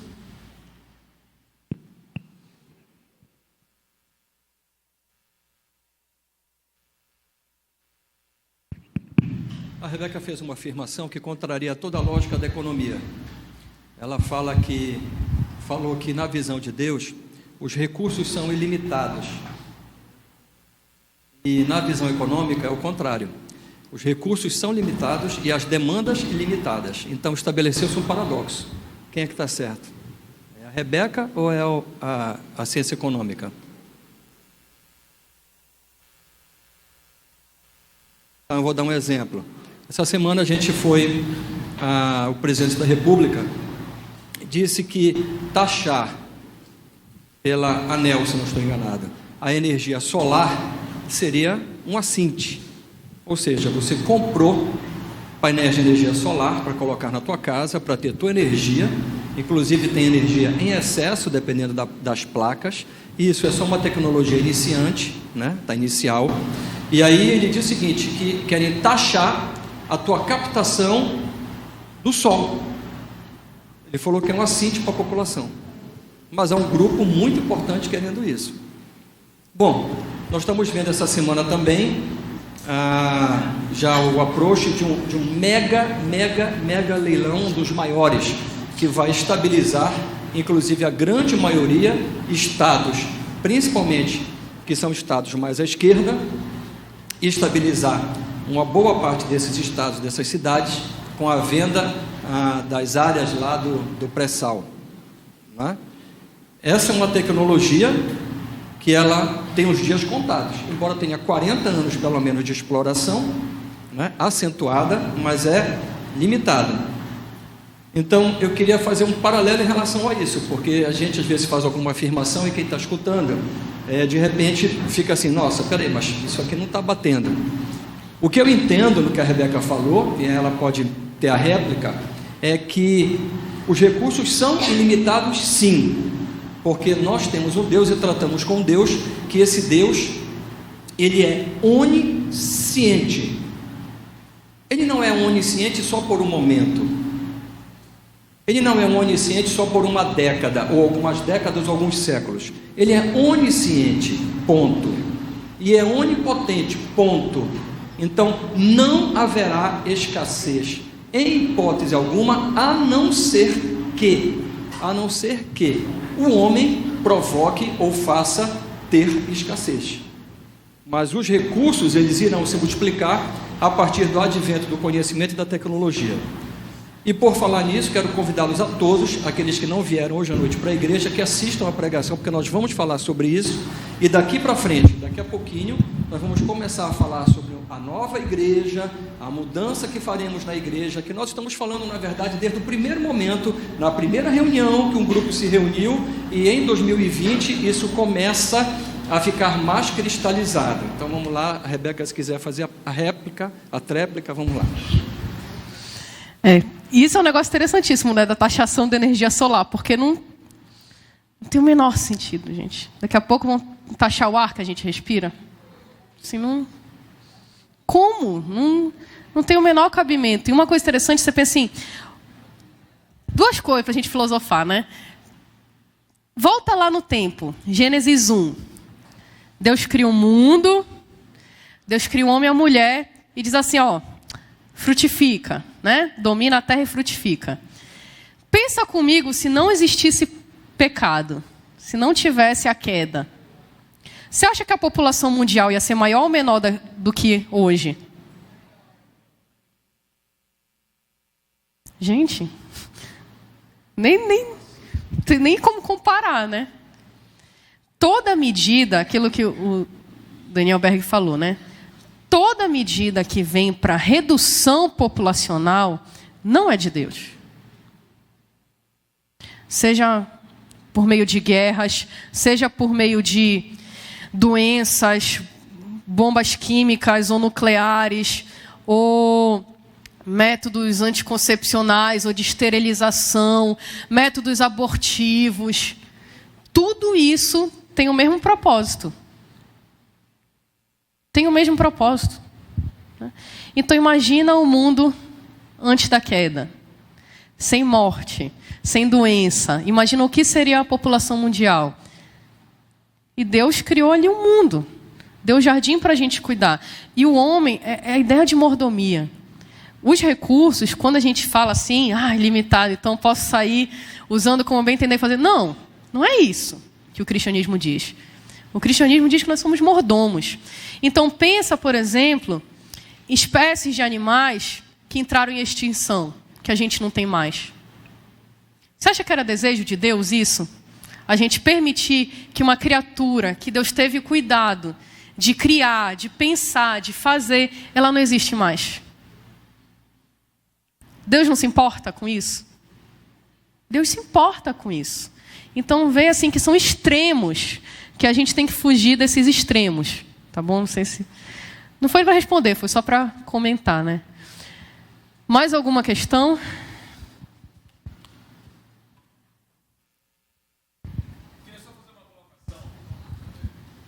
Só esperar o microfone, rapidinho.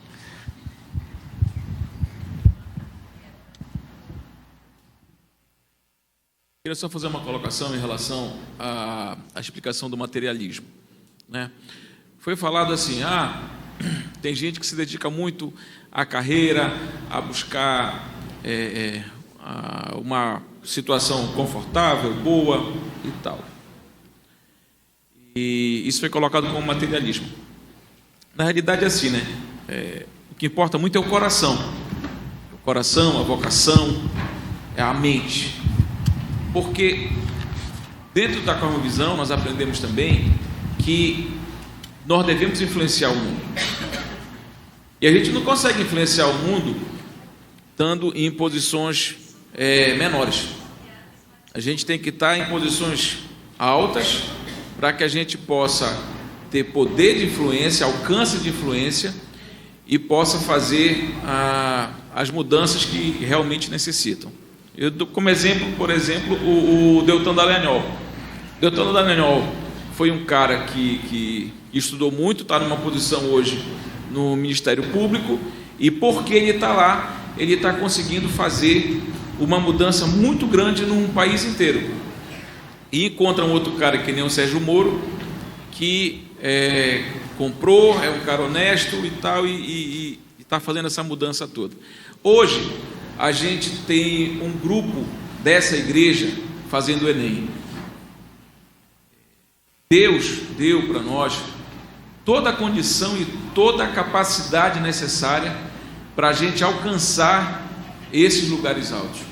E eu acho que a gente tem que ter, cada um de nós, principalmente os jovens, os adolescentes, vontade, desejo e disciplina para alcançar lugares altos. Como consequência disso, óbvio, vão ter salários melhores, posições melhores, situações melhores, mas a gente tem que ocupar esses lugares altos para que a gente possa ser cristão nesses lugares, influenciar a sociedade a partir da posição que a gente tem, transformar o mundo, a nossa nação, o nosso local, a partir dessa posição que a gente possa alcançar. E o Senhor, Ele quer isso.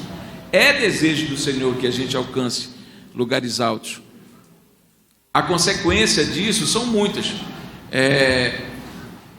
E a gente pode também seguir o exemplo de Deltan Dallagnol.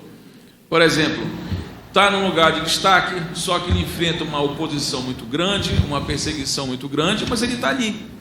Então, assim, quando a gente realmente tem o coração voltado para Cristo, a gente pode sim buscar lugares altos, a gente pode crescer, subir. Eu não estou contrapondo o que a Rebeca falou, eu estou só trazendo um pouco mais de informação.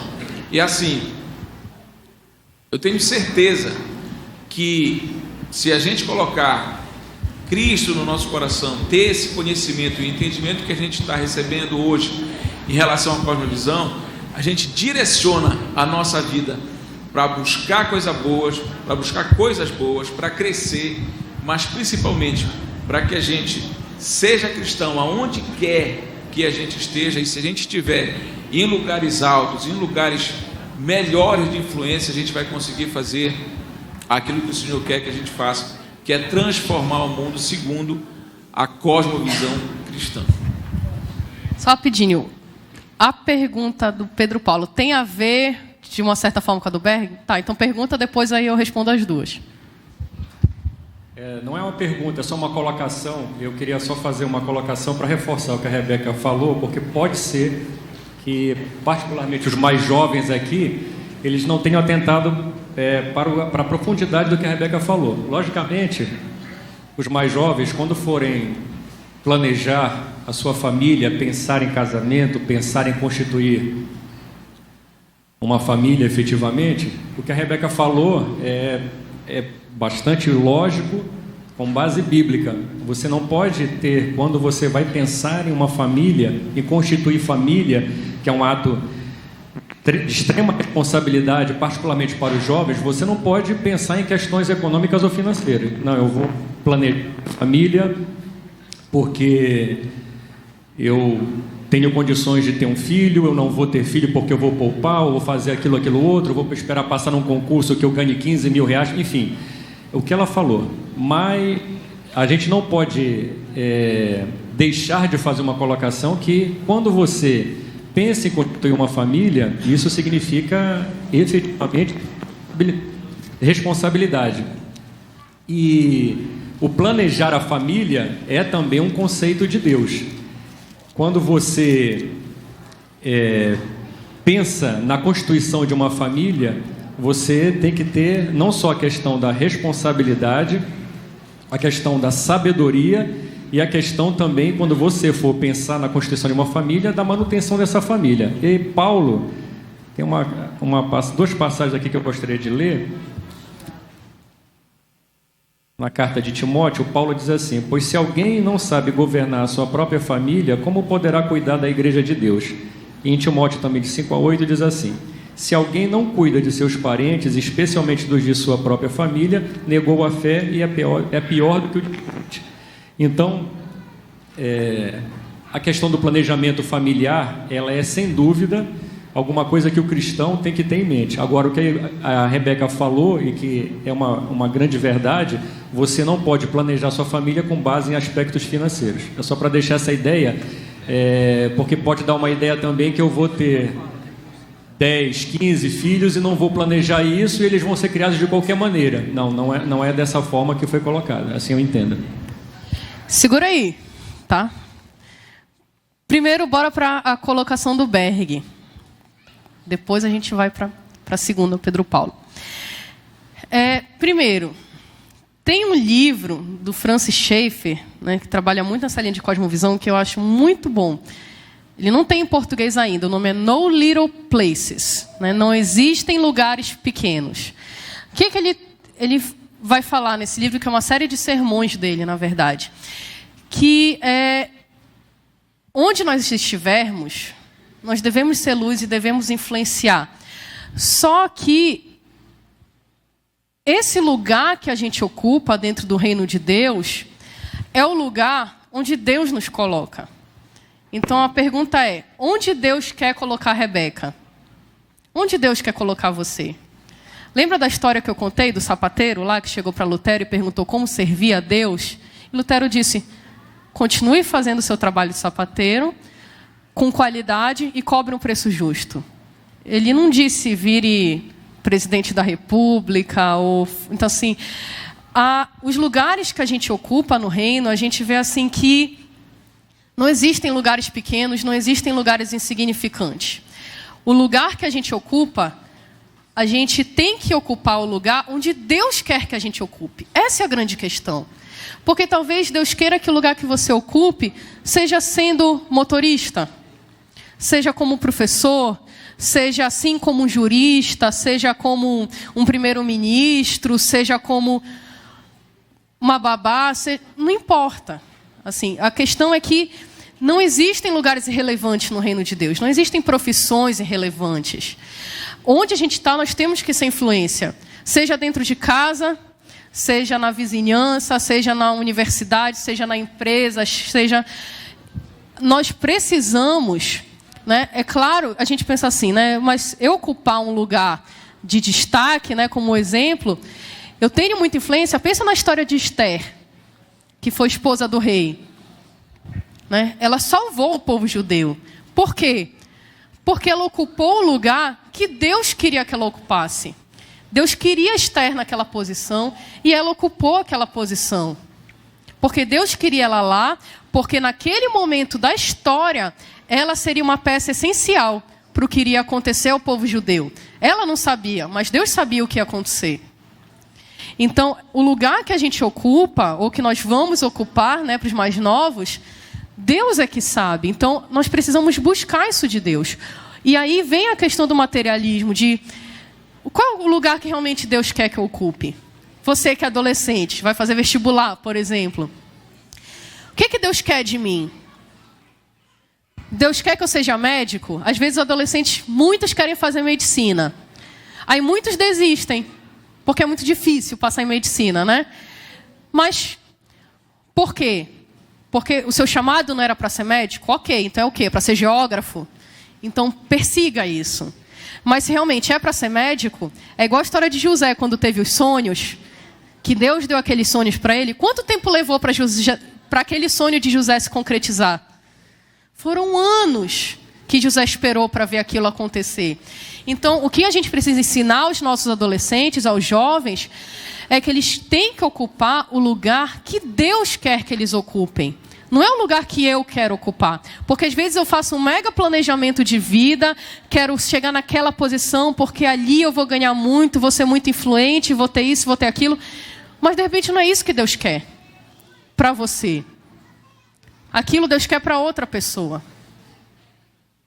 Para outro filho dele. Então lembra que a história é a história de Deus. É sobre Deus, não é a minha história. Então, se for para eu ser sapateiro, glória a Deus, eu vou ser a melhor sapateira que tem. Se for para eu ser dona de casa, eu vou ser uma excelente dona de casa. Se for para eu ser professora, para eu ser qualquer coisa, que eu seja, para a glória de Deus, a melhor que tiver ao meu alcance. Que eu seja uma luz naquele lugar, que eu seja sal naquele lugar. Porque a história é a história de Deus. Né? E a gente vê isso na Bíblia, pessoas que ocuparam cargos de reis, de grandes governantes e pessoas que foram empregada doméstica, escrava. E tiveram também a sua influência dentro dessa história, né? E a questão que o Pedro Paulo coloca ali da família, posso falar depois? Depois o pastor Felipe quer falar. Sim, né? Deus, ele quer famílias. Ele quer que a gente tenha filhos. Deus quer que a gente se case. Sim, porque o cristianismo, ele se baseia na ideia de família. Ele não é individual. Ele se baseia em famílias. Tá bom? Mas, lógico, lá em Salmos vai falar que o homem, principalmente o homem ele é responsável pelos recursos do lar. Então, o homem tem que trabalhar, tem que trazer recurso para casa. Então, meninas solteiras que vocês estão me ouvindo, se o garoto lá que você gosta, não gosta de trabalhar, não casa com ele. Posso ouvir um amém? Já viu que o cara não gosta de trabalhar? E aí, o que vai ser da tua vida? É tu que vai trabalhar, sustentar a casa? Tu vai passar fome? Tu vai ser sustentada pelo sogro, pela sogra? Não casa. É porque a pessoa acha que tem que casar porque está apaixonado. Paixão passa. Paixão é ideia grega. Não quer dizer que você não vai ter aquele carinho, aquele amor, claro que não. Isso faz parte do pacote. Mas você casar porque está apaixonado? Gente, não. Sinto muito, vai te dar muito trabalho você tomar essa decisão, entendeu?